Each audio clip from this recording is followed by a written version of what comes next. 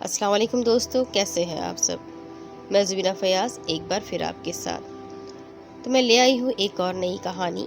लेकिन कहानी शुरू करने से पहले हमेशा की तरह यही कहूँगी कि अगर आप मेरे चैनल पर नए हैं तो चैनल को सब्सक्राइब कर लीजिए, बेल आइकन को ज़रूर दबा दीजिए और अगर कहानियाँ या मेरे वीडियोज़ आपको पसंद आते हैं तो उन्हें शेयर करना बिल्कुल भी ना भूलें। तो ये कहानी भी किसी ने मुझसे रिक्वेस्ट की है क्योंकि उन्हें मेरे चैनल पर जो वैम्पायर सीरीज़ है, वैम्पायर बेस्ड कहानियाँ हैं, वो बहुत पसंद आई। तो मुझसे रिक्वेस्ट की गई कि ऐसी कहानियाँ हमें और सुननी है, इसलिए मैं एक और वैम्पायर की कहानी ले आई हूँ। इस कहानी का नाम है द वैम्पायर आरोन और इसके राइटर है ताबिर खान। तो शुरू करते हैं वैम्पायर आरोन पार्ट 1।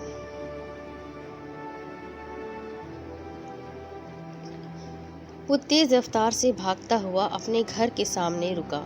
रात काफी गहरी हो चुकी थी, पर वो अपने अंदर अजीब सी बेचैनी को महसूस कर रहा था। उसे याद नहीं आ रहा था वो रात को इस पहर कब निकला और जंगल में क्या कर रहा था। उसकी ये हालत क्यों हो रही है। लॉक खोलकर घर के अंदर गया। रूम में आते ही वॉशरूम में चला गया। आईने में खुद को देखा। पूरा चेहरा सुर्ख हो रहा था, होठों पर खून लगा हुआ था। ये खून मेरे होठ पर कैसे। अपनी आंखों में देखा। उसे अपनी खूबसूरत नीली आंखें खौफजदा लग रही थी। शावर खोलकर उसके नीचे खड़ा हो गया। काफी देर बाद बाहर निकला तो सामने ही उसकी मॉम खड़ी थी। वो पुरसुकून था। मॉम, अब सोई नहीं? नहीं, तुम्हारे रूम में आई थी पर तुम नहीं थे। कहाँ थे?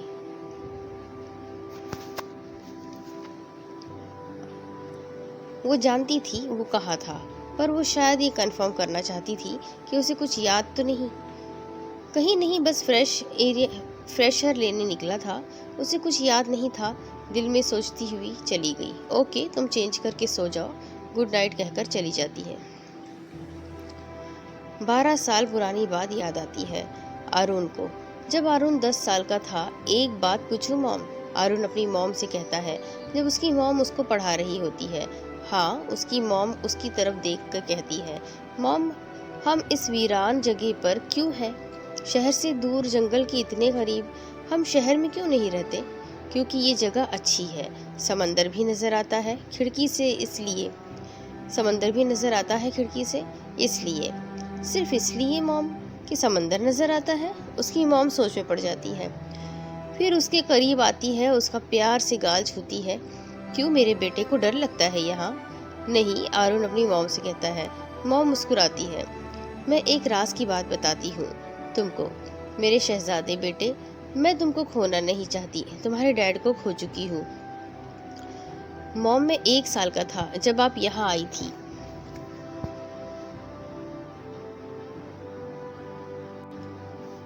अब तो मैं बड़ा हो गया हूँ, पूरे 10 साल का हूँ। हाँ, बड़े हो गए हो, पर हम नहीं जा सकते, बस शहर में।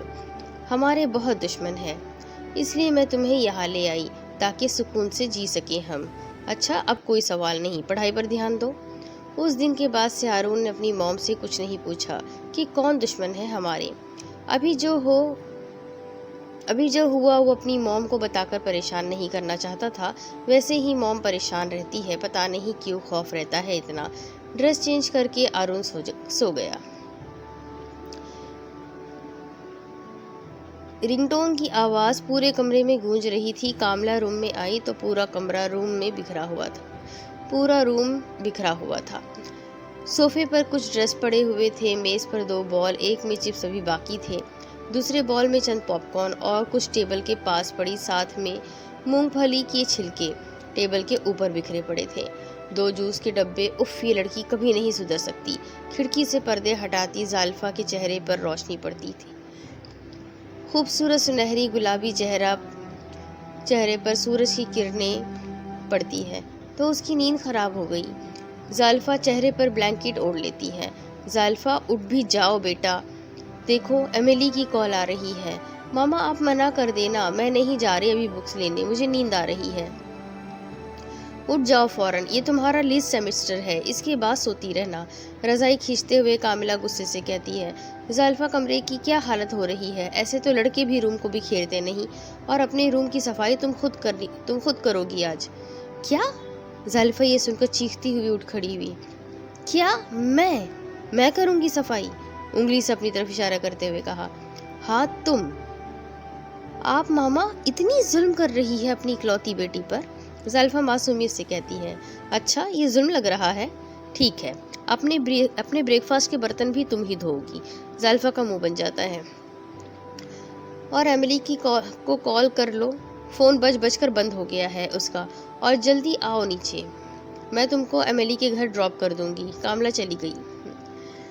सफाई मुझसे नहीं होगी, एमिली से करवा लूंगी। जब घर आऊंगी बुक्स लेकर, मुस्कुराते हुए सेलफोन उठाकर फ़ोन करने की बजाय मैसेज कर देती है। मैं 20 मिनट्स में आ रही हूँ, एमिली रेडी रहना, ओके। मैसेज करके फ्रेश होने वॉशरूम में चली गई। मॉम, आज मैं शहर चला जाऊं? जब से लंदन से हम आए हैं मैं बोर हो गया हूँ। ब्रेकफास्ट की टेबल पर आरुण अपनी मॉम से पूछता है। नहीं, तुमको कुछ चाहिए तो बता दो, मैं ले आऊंगी। मॉम, मैं अब बड़ा हो चुका हूँ, मेरा दिल करता है मैं हर काम खुद करूँ, यहाँ भी, जैसे लंदन में करता था। नहीं, अब जिद नहीं करना, आसिया आरुण को कहती है। तो आरुण ठीक है कहता हुआ उदासी से उठकर चला जाता है। अरे नाश्ता तो कर लो आरुण। आसिया टेबल से उठकर आरुण को जाते देखकर बोलती है। मेरा दिल नहीं कर रहा मॉम। आरुण बोलकर अपने रूम में चला जाता है। आसिया भी आरुण के पीछे उठकर आती है। ठीक है, तुम चले जाओ, पर तुमको मालूम है कि वहाँ हमारे दुश्मन है, पर मैं तुमको उदास नहीं देख सकती, जल्दी आ जाना। आसिया रूम के अंदर आते हुए कहती है। आरुण खिड़की से बाहर लॉन में देख रहा होता है जब उसे मॉम की आवाज़ सुनाई देती है। आरुण मुड़कर देखता है तो आसिया मुस्कुरा रही होती है। ओके मॉम, मैं जल्दी आ जाऊंगा। आरुण खुश होकर मॉम के गले लग जाता है। Thank you mom, love you too बेटा। आए ना, नाश्ता करते हैं, मुझे पता है आपने कुछ नहीं खाया होगा। दूसरी तरफ एमिली और ज़ालिफ़ा बुक शॉप से बुक्स लेकर बस स्टैंड पर बस का इंतज़ार कर रही होती है। एमिली, मैं तुमको कॉफ़ी पिलाऊंगी, घर चलना, और कहते कहते रुक जाती है। और क्या ज़ालिफ़ा चुप क्यों हो गई? यार एमिली, मेरा रूम बिखरा हुआ है बहुत, और मामा ने कहा मैं रूम साफ़ करूं, तो तुम कर दोगी प्लीज़? फिर से उफ, लड़की तुम क्या चीज़ हो ज़ालिफ़ा? एमिली कहती है। यार तुम्हें तो पता ही है, ये घर के काम वगैरह मुझसे नहीं होते। ज़ालिफ़ा एमिली से बोलती है। अच्छा ठीक है, आखिरी बार करूँगी सफाई, फिर कभी नहीं, फिर तुम खुद करना। हाँ ठीक है। एमिली को याद आता है। ओहो, वो एक बुक तो लेना मैं भूल ही गई। ज़ालिफ़ा, मैं एक बुक तो लेना ही भूल गई, चलो लेकर आते हैं ज़ालिफ़ा। एमिली ज़ालिफ़ा से कहती है। यार नहीं, मैं नहीं जा रही, मुझे बुक शॉप्स को देखकर चक्कर आते हैं, एक बार देख ली दोबारा नहीं। तुम ले आओ, वैसे भी बस के आने में 15 मिनट है, बुक शॉप करीब ही है, मैं इधर ही खड़ी रहती हूँ। ओके ज़ालिफ़ा कीरनी, आप मत जाइए, जैसे आपकी मर्जी। एमिली नाराज़ होकर चली जाती है। ज़ालिफ़ा हंसने लग जाती है। 11 बजे आरुण शहर में पहुंचकर कार बुक शॉप्स वाली रोड पर मोड़ लेता है। इस रोड पर ज़्यादातर सन्नाटा ही रहता है कि आरुण की अचानक अजीब सी कैफियत होने लगती है। उससे ड्राइव भी नहीं की जा रही होती, कार रॉन्ग वे पे चलने लगती है। उसे लगता है उसके हाथों में जान नहीं। कार रोकने की कोशिश करता है, पर उससे पहले कार रॉन्ग वे की वजह से सामने कार बस स्टैंड पर खड़ी ज़ालिफ़ा को हिट कर देती है। फिर कार रुक जाती है। ज़ालिफ़ा के पाँव पर हल्की सी टक्कर होती है, पर ज़ालिफ़ा डर के मारे बेहोश हो जाती है। जैसे ही कार रुकती है, आरुण अपने हवास में वापस आता है। कार से उतरकर उस शख्स को देखने जाता है जिस शख्स की कार से टक्कर हुई है। वहाँ एक लड़की बेहोश पड़ी थी। आरुण उस लड़की के करीब जाता है। लड़की के चेहरे पर बिखरे बालों की वजह से चेहरा छुप जाता है, सिर्फ खूबसूरत घनेरी पलकों वाली आंखें दिख रही होती है। उसके गिरने की वजह से उसके सर से खून निकल रहा था। आरुण की नज़र जैसे ही खून पर पड़ी, फिर से उसे कुछ होने लगा। अगले ही लम्हे आरुण उस लड़की के सर पर लगा खून झुक के पीने लग गया। उसे नहीं पता होता कि वो क्या कर रहा है। ज़ालिफ़ा होश में आ रही थी। पाँव और सर के दर्द की वजह से उसके मुंह से कर्राह की आवाज़ निकली। ज़ालिफ़ा को अपने सर पर किसी का लम्स महसूस हुआ। आवाज़ सुन के आरुण अपने होश में आया। उसके सर से अपना मुंह हटाया। और जालिफा भी पूरी तरह होश में आ गई। जालिफा आंखें खोली तो उसे एक अजनबी चेहरा नजर आया, जिसकी नीली झील जैसी बेहद खूबसूरत आंखें नजर आती हैं, जो उसी को देख रही होती है। उसके होश में आने पर जालिफा की नज़र उसके होठों पर जाती है तो खून लगा होता है। कौन हो? जालिफा पूछती है। अरुण उसकी आंखों में देखता है। बड़ी बड़ी काली हसीन आंखें खौफजदा लग रही होती है। अरुण कुछ कहे बिना फौरन उड़कर जल्दी से कार की तरफ चला गया। जालिफा उस बेरहम को जाता देख रही थी, जो उसको इसी हाल में रोड पर छोड़ गया। जालिफा खुद से उठने की कोशिश कर रही थी जब एमिली सामने से चीखती हुई भागती जालिफा के पास आई। जालिफा, क्या हुआ? नजर नहीं आ रहा तुमको? एक्सीडेंट हुआ है मेरा, जालिफा गुस्से से कहती है। किसने किया जालिफा? यहाँ तो कोई नहीं। जिसने किया वो भाग गया, जालिफा कहती है। क्या तुम्हें ऐसे ही छोड़ के भाग गया? कौन था वो? एमिली पूछती है। एक बेहद हसीन यंग लड़का था। मैंने ऐसा लड़का पूरे कोरिया में नहीं देखा। क्या बोल रही हो ये? जालिफा, उस लड़के ने तुम्हारा एक्सीडेंट किया है और तुमको हॉस्पिटल ले जाने के बजाय तुमको रोड पर छोड़कर भाग गया। उस लड़के की तुम तारीफें कर रही हो और तुमने कब पूरा कोरिया घूम लिया? बताना मुझे। एमिली उसकी इन बातों पर गुस्सा हो जाती है। फिर कहती है, हमें पुलिस में कंप्लेंट करनी चाहिए ताकि वो आइंदा किसी को यूं सड़क पर छोड़कर ना जाए। उफ उफ एमिली, मेरा सर दर्द कर रहा है। इतना लंबा लेक्चर। चलो घर चलते हैं, मुझे कोई कंप्लेंट नहीं करनी।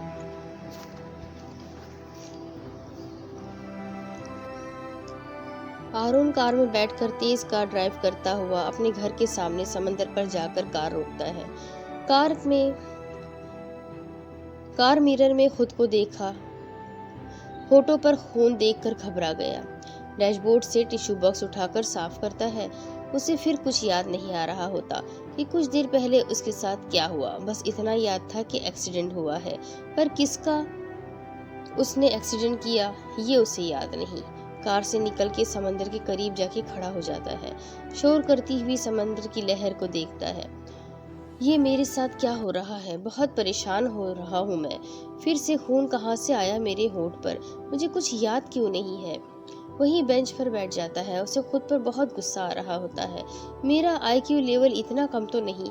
उसकी याददाश्त कम हो रही होती है, बर्दाश्त खत्म हो जाती है। इसे ख्याल आता है अपनी मॉम का। मॉम सब जानती है। खुद से बोलते हुए घर की तरफ भागता है। जब घर में पहुंचता है, एक तकलीफदा मंजर आंखों के सामने था। आरोन जब घर पहुंचा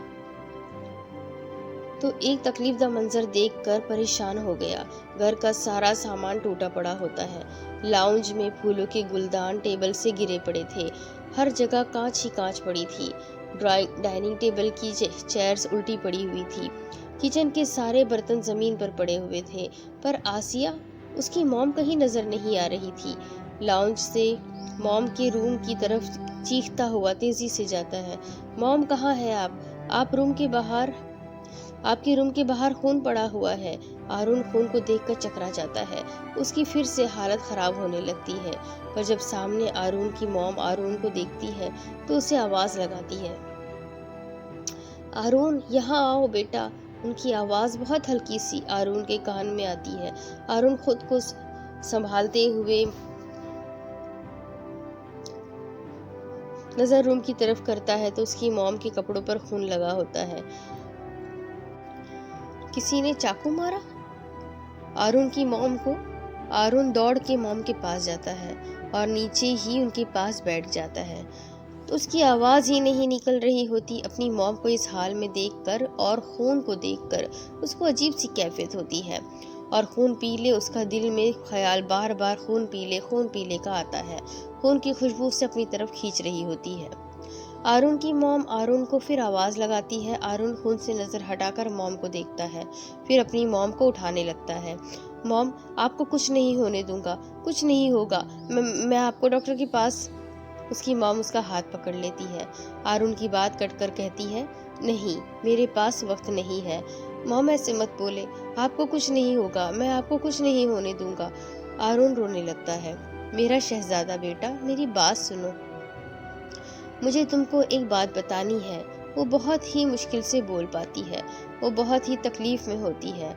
उनकी सांस अटक अटक के आ रही होती है।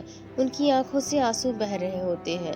आरून के भी आंखों से आंसू निकल निकल के गाल पर गिर रहे होते हैं।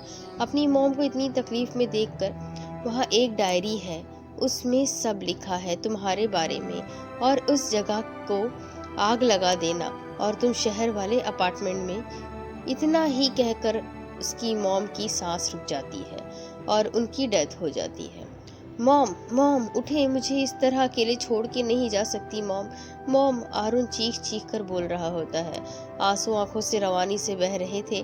फिर अलमारी से डायरी निकालता है और अपनी मॉम की आखिरी बात जो वो कभी नहीं करना चाहता था पर ये उसे करना था, उसकी मॉम को सुकून पहुंचाने के लिए अपनी मॉम को आग लगा दे। घर समेत उसे ये समझ नहीं आ रही थी कि आग का क्यों कहा आखिर मॉम ने। आरून हर चीज को आग लगाकर समंदर के पास खड़ा सारा मंजर देखता रहता है जब तक आग पूरे घर को ना लग जाए। आंखें नम थी, दिल बेहद तकलीफ में था। हर सांस उसे ये एहसास दिला रही थी वो अब इस दुनिया में अकेला है, कोई नहीं उसका अपना। दूसरी तरफ एमिली की दोस्त उसके रूम की सफाई जाल्फा की दोस्त एमिली उसके रूम की सफाई करके जाल्फा को पेन कलर देकर चली जाती है। जाल्फा सो रही होती है। जब जाल्फा की मामा कामला उसके रूम में आती है तो पूरा रूम साफ देखकर खुश हो जाती है। बेड पर नजर पड़ती है तो जाल्फा का सुनहरी गुलाबी फूल सा चेहरा सफेद हो रहा होता है और सर पर बैंडेज बंधी होती है, तो उसके पास बेड पर आकर बैठ जाती है। उसके चेहरे को प्यार करती है। जाल्फा की आंख खुल जाती है। क्या हो गया मेरी परी को? कामला पूछती है। मामा, आपने इतना सारा काम करने को कहा था ना अपनी परी को, इसलिए ये सब हुआ, मासूमी उससे कहती है। जाल्फा, सच बताओ कैसे हुआ ये तुम्हारे साथ? एक्सीडेंट हो गया मेरा मामा, अब मैं ठीक हूँ। जाल्फा अपनी मामा से बहुत डरती है, इसलिए नहीं बताती कि पाँव में भी चोट लगी है। चलो डॉक्टर के पास चलते हैं, जख्म गहरा ना हो। उसकी मामा उसके पाँव पर हाथ रख कर कहती है तो जाल्फा के मुंह से चीख निकल जाती है। कहाँ कहाँ लगा कर आई हो तुम? पाँव पर भी लगी है? कामला पूछती है। आंखें हैं तुम्हारी? जी है, जाल्फा कहती है। फिर एक्सीडेंट कैसे हो गया? जिसने एक्सीडेंट किया उसकी नहीं थी तो मैं क्या करूं? आप मुझे क्यों डांट रही है? मामा, जाल्फा का वो चेहरा याद आता है, जाल्फा को वो चेहरा याद आता है, खूबसूरत नीली आंखें। आप मुझसे प्यार नहीं करती, बस मुझे डांटती रहती है। जाल्फा रोने लग जाती है। अच्छा ठीक है, नहीं डांट रही, कुछ खाया है तुमने? जाल्फा आंसू साफ करके कहती है नहीं। जाल्फा खाने का सुनकर खुश हो जाती है। जाल्फा खाने पीने की बहुत शौकीन है। ओके, मैं सूप लाती हूँ, फिर डॉक्टर के पास चलते हैं। नहीं, मुझे सूप नहीं पीना। फिर क्या खाना है? कामला पूछती है। नूडल्स, सलाद, जूस और फ्रूट भी। अच्छा, और कोई फरमाइश? कामला पूछती है। नहीं मामा, जल्दी ले आइएगा प्लीज, जाल्फा ने कहा। ओके, जाल्फा की मॉम रूम से चली जाती है। कितना हैंडसम था वो, कौन था वो, कहाँ रहता है, क्या नाम है उसका? पता नहीं, क्या मैं उससे दोबारा मिल सकूंगी? जाल्फा उस कार वाले लड़के के बारे में सोचने लग जाती है। आरून वही समंदर के पास पत्थरों पर बैठ जाता है। उसे समंदर बहुत अच्छा लगता था। अपनी मॉम के जाने का गम उससे सहा नहीं जा रहा था। समंदर की लहरें साहिल से टकराती, शोर मचाती, उसे बहुत पसंद थी। सर्द हवाएं चल रही थी, सर्दी काफी थी, पर उसे आज सर्दी का भी एहसास नहीं हुआ। आज उसे कुछ अच्छा नहीं लग रहा था। वो अपनी मॉम के साथ रात यहाँ आया करता था। उसे सारे मंजर याद आने लगते हैं। फिर डायरी पर नजर पड़ती है तो डायरी खोलता है। फ्रंट सफ़े पर आरून और उसकी मॉम की तस्वीर लगी थी। उसकी आंखों में आंसू निकल आए। फिर आगे के सफ़े को पढ़ने लगा। माय सन, मैं और तुम्हारे डैड तुमसे बहुत प्यार करते हैं। मैं भी आप दोनों से बहुत प्यार करता हूँ, पर आप मुझे छोड़ के क्यों चली गई मॉम? मैं कैसे जीऊँगा? आरून बहुत ज़्यादा गमज़दा होता है। उसका अब इस दुनिया में कोई नहीं था। आंसू बह जा रहे थे। तुम्हारे डैड एक डॉक्टर थे, ये तो तुमको पता है। वो डॉक्टर के साथ एक साइंटिस्ट भी थे। शहर में बहुत वैम्पायर्स आ गए थे, उन्होंने लोगों की जाने जा रही थी, तो तुम्हारे डैड ने वैम्पायर को ख़त्म करने के लिए एक सीरम बनाया था। जब वैम्पायर आगा को पता चला तो वैम्पायर ने तुम्हारे डैड को मारने की कोशिश की। जब वो नाकाम हो गए तो वैम्पायर आगा ने एक चाल चली, मुझे उनकी जिंदगी में भेजा ताकि मैं उनको अपने प्यार के जादू से उनसे वो सीरम हासिल कर सकूं। पर मैंने ऐसा ना किया क्योंकि मुझे तुम्हारे डैड से मोहब्बत हो गई थी और वो भी मुझे पसंद करने लगे थे। मैंने तुम्हारे डैड से शादी कर ली पर उनको कुछ न बताया कि मैं वैम्पायर हूँ और ये भी नहीं बताया कि मैं किस मकसद से आई थी। वहाँ आगा समझ रहे थे कि जिस मकसद से मुझे भेजा है मैं वो पूरा करने में लगी हूँ। फिर कुछ वक्त बाद तुम पैदा हुए तो हम बहुत खुश थे। मुझे डर था कि मैं तुमको और तुम्हारे डैड को खो ना दूं, इसलिए मैंने तुम्हारे डैड को सब कुछ बता दिया। वो मुझसे बहुत ज़्यादा नाराज़ हुए। मैंने उनसे झूठ क्यों बोला कि मैं एक वैम्पायर हूँ। फिर तो हमारा बेटा भी वैम्पायर है क्योंकि तुम वैम्पायर हो। नहीं, हमारा बेटा वैम्पायर नहीं है, इंसान है क्योंकि वो इंसान की औलाद है।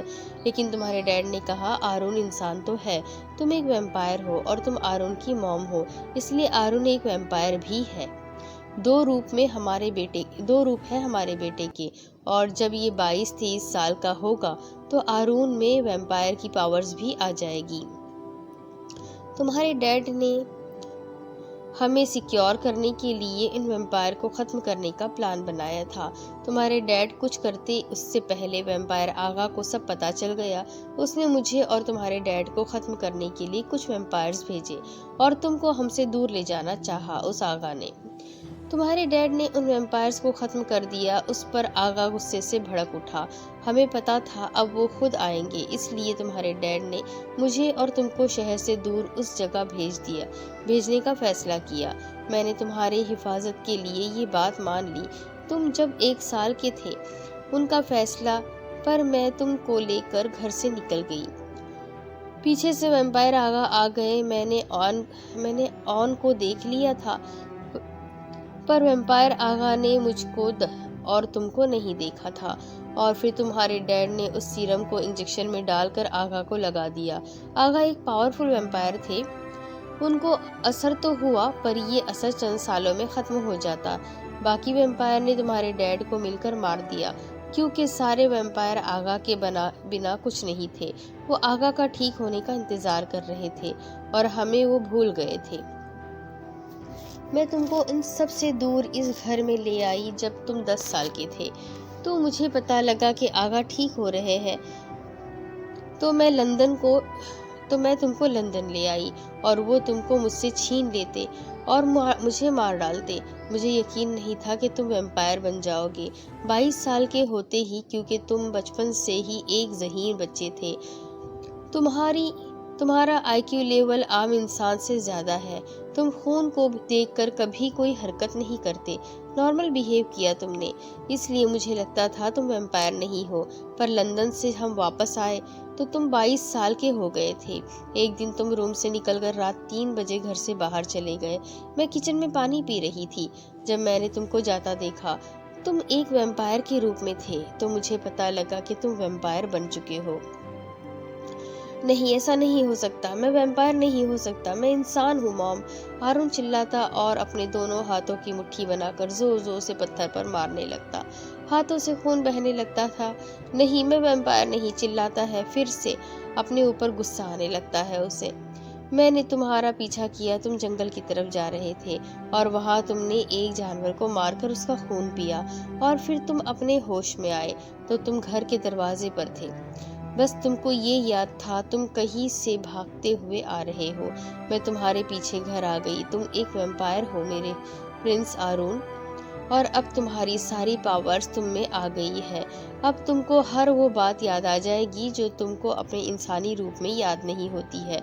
अब तुम कुछ भी करोगे वैम्पायर रूप में तुमको सब मालूम होगा। तुम कभी खून मत पीना बेटा, ये मत भूलना कि तुम एक इंसान की औलाद हो। आरून शफ़ान। कैसी लगी ज़रूरी बातें? ये बातें उसकी मॉम ने डायरी में लिखी थी। तुम एक इंसान की औलाद हो आरून शफ़ान, भूल मत जाना। और मुझे पता था कि वैम्पायर आगा हमें ढूंढ रहा है। जब हम लंदन से आए मैं तुमको सब बताने वाली थी पर नहीं बता सकी। फिर उस रात मैंने डायरी में लिखा, जब तुमको मैंने वैम्पायर रूप में देखा था। मुझे नहीं पता कि तुमको मैं बता सकूंगी भी या नहीं। आगा वैम्पायर ने हमें ढूंढ लिया तो वो सबसे पहले मुझे मार देगा, क्योंकि मैंने धोखा दिया आगा को। इसलिए मैंने डायरी लिख दी, अगर मैं मर जाऊं तो तुम शहर वाले घर में शिफ्ट हो जाना। हमारा होटल है शहर में, फिर सब तुमको खुद संभालना होगा। तुम्हारे डैड का हॉस्पिटल था पर वो मैंने सेल आउट करके ये होटल खरीद लिया था। रात गहरी हो चुकी थी, चांद की हल्की सी रोशनी समंदर पर पड़ रही थी। डायरी में एक सफ़ा अभी बाकी था, पर अरुण ने उस सफ़े को पढ़े बिना डायरी बंद कर दी। एक लंबी सांस ली। मॉम, अगर आप मुझे सब पहले बता देती तो आज आप मेरे साथ होती। काश मॉम आप मुझे बता देती, अरुण हल्की सी आवाज में कहता है। आंखों से आंसू खुश्क हो गए थे पर दिल में बहुत गम था। अरुण खड़े होकर घर को देखने लगता है। वहाँ सिर्फ धुआं और राख नजर आता है। कार के करीब चेयर पर बैठ जाता है। रात कब उसकी आंख लग जाती है। सूरज की रोशनी अरुण पर पड़ती है तो अरुण की आंख खुल जाती है। डायरी उठाता है, कार की तरफ आता है, एक नज़र घर को देखता है जब पूरा राख हो चुका था। फिर कार में बैठकर शहर के लिए निकल जाता है। दूसरी तरफ ज़ाल्फा और एमिली का इंग्लिश लिटरेचर में आखिरी साल था। एमिली से ज़ाल्फा की यूनी में दोस्ती हुई थी। 5 साल के अरसे में बहुत गहरी दोस्ती हो चुकी थी। दोनों यूनी के पार्क में बैठी थी। क्या सोच रही हो ज़ाल्फा? कब से देख रही हूँ तुम खामोश हो। ज़ाल्फा कहती है, क्या बताओ यार मैं, वो नीली आंखों वाला मेरे दिलो दिमाग पर सवार है। कौन नीली आंखों वाला? एमिली पूछती है। वो ही एक्सीडेंट वाला लड़का। मैं उसे नहीं जानती और सिर्फ एक झलक ही देखी है। हर टाइम मेरे ख्याल में रहता है, ज़ाल्फा कहती है। हद है ज़ाल्फा, पता नहीं कौन था और तुम उसके बारे में सोच रही हो। छोड़ो उसे, मैं बताती हूँ तुमको नीली आंखों वालों का। ज़ाल्फा एमिली को घूर कर देखती है और शाने उचकाती है जैसे उसे वॉर्न कर रही हो कि कुछ गलत मत कहना। एमिली बोलना शुरू करती है, हमारी क्लास में अरीज, रम्ज और फरदान है ना?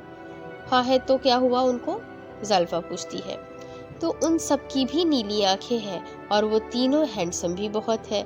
तो मैं क्या करूं? ज़ाल्फा गुस्से से बोलती है। वो तीनों तुम्हारे पीछे पागल हैं। उनको तो तुम लिफ्ट नहीं करवाती और वो लड़का जिसे जानती नहीं तुम उसको सोच रही हो। अजीब लड़की हो ज़ाल्फा डियर। नीली आंखें तो हर किसी की है, मैं हर रोज देखती हूँ और हैंडसम भी देखे यहाँ बहुत है, पर उस लड़के जैसा नहीं देखा। वो बहुत अलग था। उसकी नीली आंखें, ऐसी आंखें नहीं देखी मैंने।